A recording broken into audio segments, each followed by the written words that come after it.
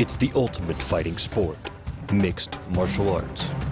In just over a decade, this hybrid fighting form has evolved from an underground blood sport into a worldwide phenomenon.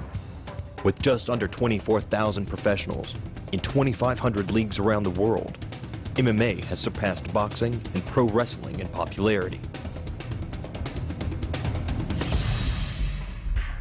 Since most MMA fights start on their feet, but end on the ground, the double leg takedown is the perfect move to jumpstart your training.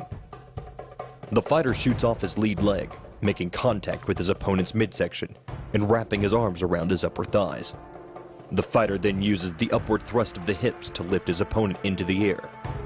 The key to the double is to hit your opponent below his ribcage, which knocks him off his center of gravity. Wrapping your arms around his legs prevents him from regaining it. In order to stay on his feet, a fighter uses a technique called the sprawl. To execute the sprawl, the fighter uses the forward momentum of his opponent against him. Then he leans in, locks his hips, and slides his feet backwards. At the same time, he pushes down on his opponent's back and shoulders with his forearms, keeping his legs out of his opponent's reach.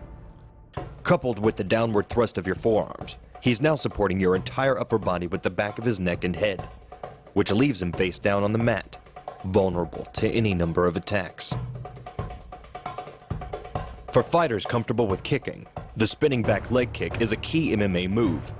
When executing the spinning back kick, the fighter steps across his body and pivots 180 degrees on his lead leg.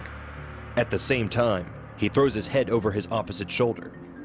The kicking leg is then thrust backward, aiming at the solar plexus. Once the fight moves to the ground, MMA fighters resort to submissions and pins. A popular choke is the triangle choke.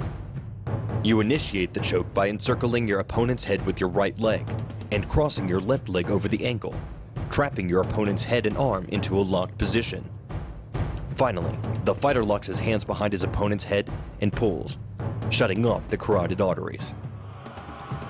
Another submission move is the armbar. Operating from the guard position, the fighter uses his legs for leverage and control.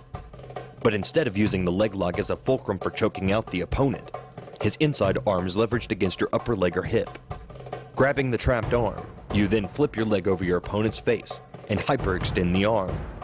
It's just a matter of seconds before your opponent will tap out. The double leg takedown, the sprawl,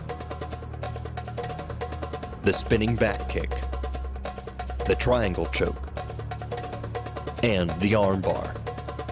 These are but a few of the essential moves of an MMA human weapon.